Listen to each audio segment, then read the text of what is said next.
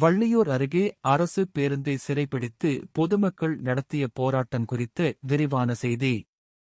வள்ளியூர் அருகே பரபரப்பு. முறையற்ற பேருந்து சேவையால் ஆத்திரமடைந்த பொதுமக்கள் அரசு பஸ்ஸை சிறைப்பிடித்து போராட்டம்.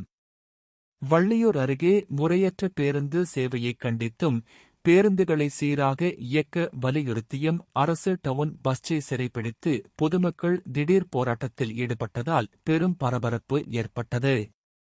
முறையற்ற பேருந்து சேவை.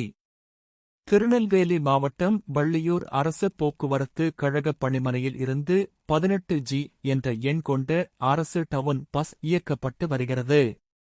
இந்த பேருந்து வள்ளியூரில் இருந்து சிறுமஞ்சி பகுதிக்கு 1 மணி நேரத்திற்கு ஒரு முறை இயக்கப்பட வேண்டும்.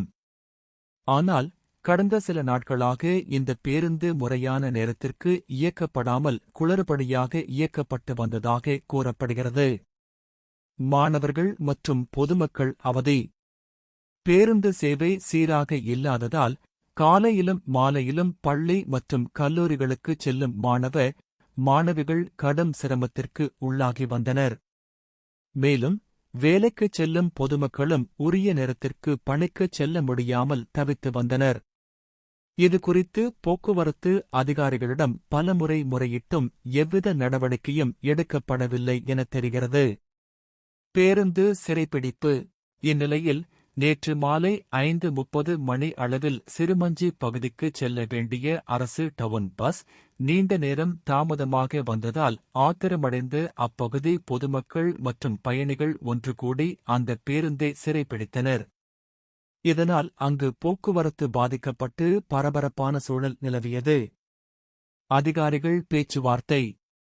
தகவலறிந்து சம்பவ இடத்திற்கு விரைந்து வந்த நாங்குநேரி துணை police superintendent DSP Darshika Natarajan, இன்ஸ்பெக்டர்கள் செல்வி, கண்ணன் மற்றும் வள்ளியூர் அரசு போக்குவரத்து கழக கிளை மேலாளர் ஆகியோர் போராட்டத்தில் ஈடுபட்டவர்களுடன் சமரச பேச்சுவார்த்தை நடத்தினர். அப்போது காலை மற்றும் மாலை வேளைகளில் கூட்ட நெரிசலை கருத்தில் கொண்டு பள்ளி, கல்லூரி மாணவர்கள் வசதிக்காக பேருந்துகளை சீரான கால இடைவெளியில் இயக்க தகுந்த நடவடிக்கை எடுக்கப்படும் என அதிகாரிகள் உறுதி அளித்தனர். போராட்டம் முடிவு. அதிகாரிகளின் இந்த உறுதிமொழியை ஏற்றுக்கொண்ட பொதுமக்கள் சுமார் 2 மணி நேர போராட்டத்திற்கு பிறகு சிறைப்பிடித்த பேருந்தை விடுவித்தனர். இந்த போராட்டத்தால் அப்பகுதியில் சுமார் 2 மணி நேரம் போக்குவரத்து பாதிக்கப்பட்டது குறிப்பிடத்தக்கது. வண்டி